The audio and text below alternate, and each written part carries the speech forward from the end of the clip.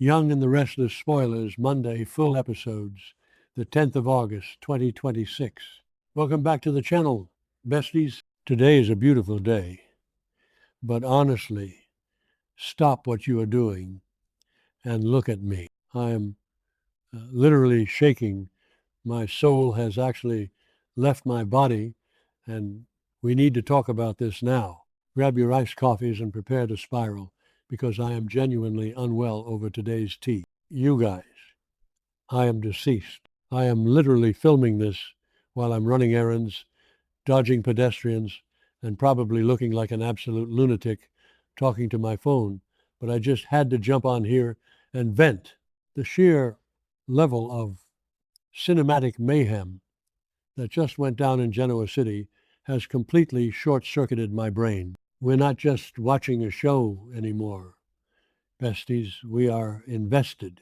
We are living in the trenches with these people, and I am personally offended, totally traumatized, and completely living for the absolute chaos that is unfolding right in front of our eyes. I was mid-skin care and smeared charcoal mask all over the rug when I saw what happened, and I literally had to yeet my phone across the room because I could not process the audacity. Let us start with Billy Abbott, who is officially on my do not perceive list. I am so done with this man. Bestie, be for real right now. We are at Society, and Billy is sitting there with Audra Charles. Sally Spectra had to jump on a plane because of some family emergency with her sister, and Billy is sitting there whining and spiraling. Audra, who is straight up acting like a saint right now, is trying to calm him down. She looks him dead in the eye and tells him that Sally is going to take care of herself and the baby and that everything is going to be fine. And honestly, can we just take a moment to appreciate Audra? This woman is genuinely carrying the emotional weight of Genoa City on her back. Oh, hold on.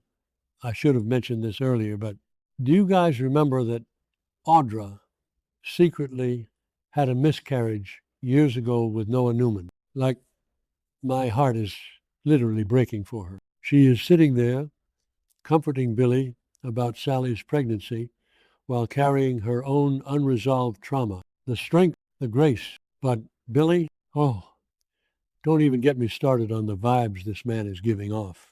He is acting so incredibly entitled. Audra finally snaps, which is honestly so unhinged, and I loved every second of it, and confronts him about the fact that he ran his mouth to Victor Newman. Wait, backtrack for a second, I missed a step.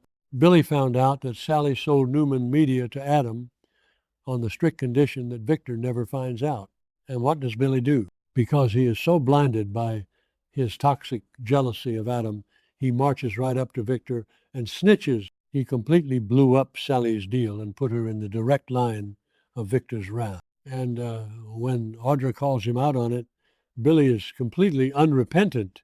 He literally sits there in Society. By the way, the lighting in Society today was giving very weird, moody, sepia-toned villain origin story. I don't know who was doing the gaffing on that set, but it was distracting. And he says, I want to be clear that I am not happy with that deal. He's actually mad that someone convinced Sally to keep the details from him. I'm literally hyperventilating right now. The absolute nerve of this man. Audra looks at him and basically says, I encouraged Sally to tell you. She begs him to just let it go for Sally's sake. She tells him, you won. You got her.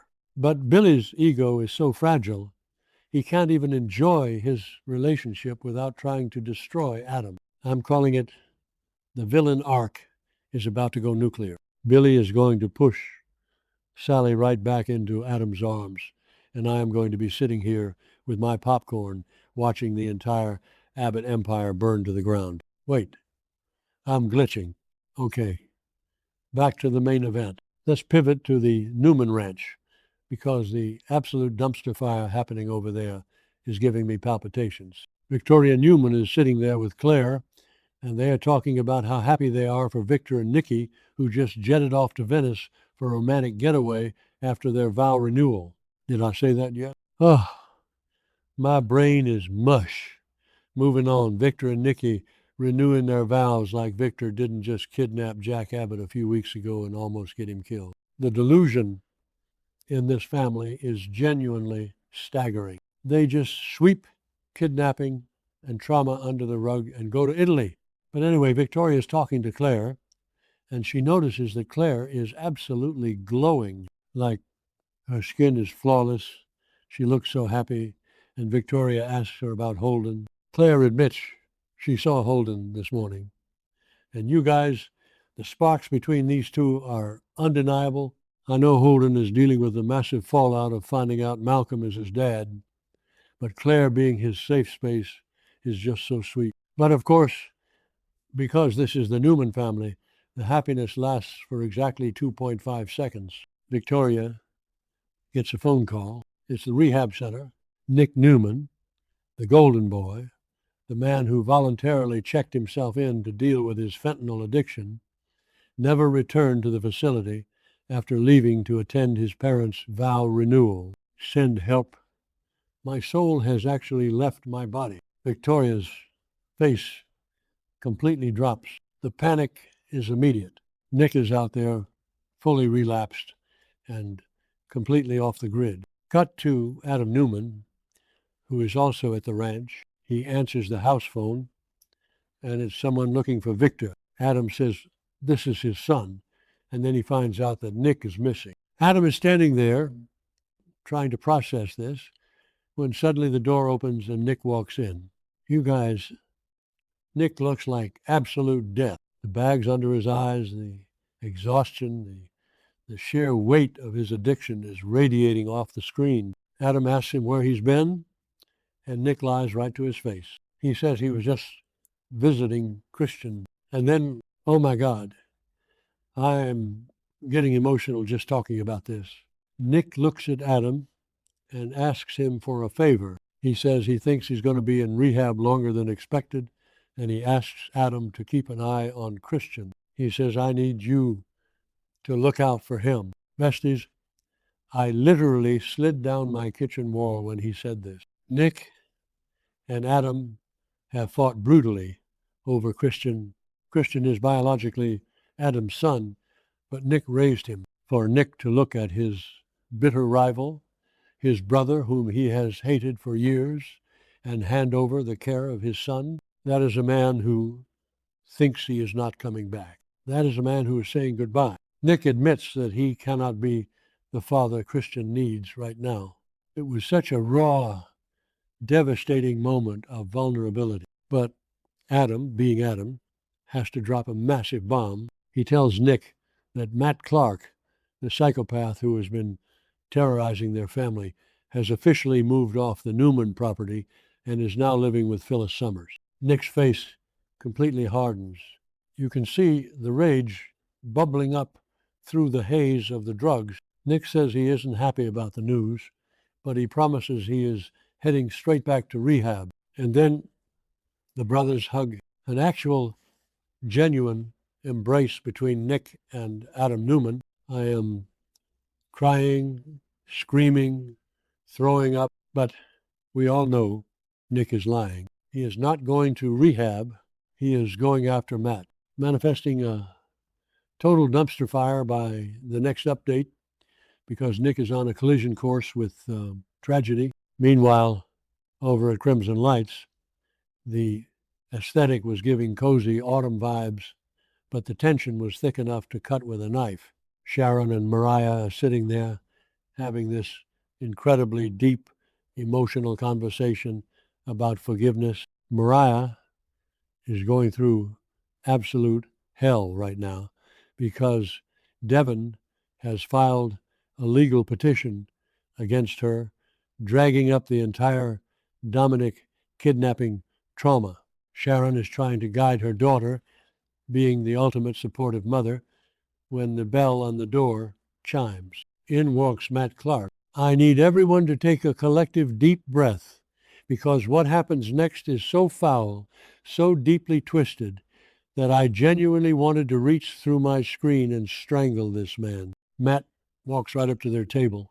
He looks at Mariah and introduces himself, claiming his fake amnesia. And then he says, and I am not making this up, I am literally shaking with rage. He says, I think I met your sister Cassie before. Cassie, he brought up Cassie, I am deceased. I am in the ground. This man is a walking trigger warning. Cassie's death is the most horrific, defining trauma of Sharon's entire life. And Matt, this absolute demon in human skin, casually drops her name while pretending he doesn't remember anything. It is psychological warfare of the highest degree. Mariah, bless her heart, does not miss a beat.